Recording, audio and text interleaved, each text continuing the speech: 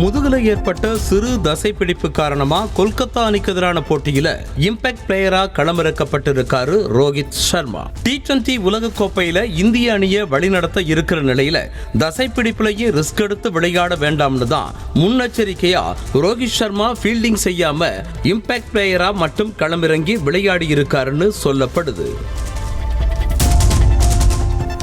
Gujarat Titans மற்றும் Royal Challengers Bengaluru அணிக்கு இடையிலான IPL போட்டியில பெங்களூரு அணியின் பவுலரான விஜயகுமார் வைசாக் வீசின 12வது ஓவர்ல ரன் ஓட முயற்சி செஞ்ச குஜராத் அணி வீரர் ஷாருக் கானை தன்னோட மின்னல் வேக செயல்பாட்டால ரன் அவுட் செஞ்சாரு விராட் கோலி.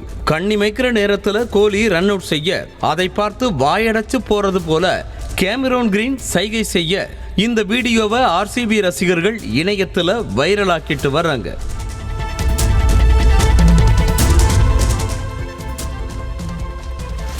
IPL தொடரோட 53வது லீக் போட்டியில சென்னை சூப்பர் கிங்ஸ் அணியை எதிர்கொள்ளவிருக்கு பஞ்சாப் அணி.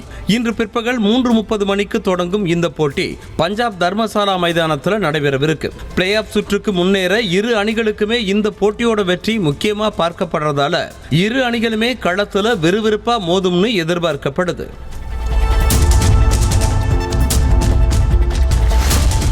IPL தொடரோட 54வது லீக் போட்டியில லக்னோ மற்றும் கொல்கத்தா அணிகள் மோதவிருக்காங்க.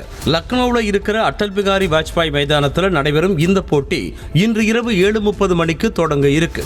ஏப்ரல் 14ஆம் தேதி நடந்த போட்டியில லக்னோவை வீழ்த்தி கொல்கத்தா வெற்றி பெற்ற நிலையில இன்றைய போட்டியில கொல்கத்தா அணியை வீழ்த்தி லக்னோ பழி தீர்க்குமான்னு ரசிகர்கள் எதிர்பார்க்கிறாங்க.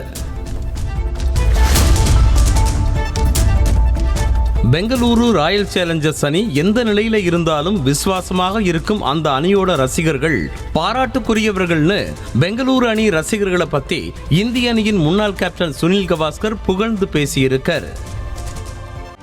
செய்திகளை உடனுக்குடனும் துல்லியமாகவும் தெரிந்து கொள்ள சப்ஸ்கிரைப் பண்ணுங்க.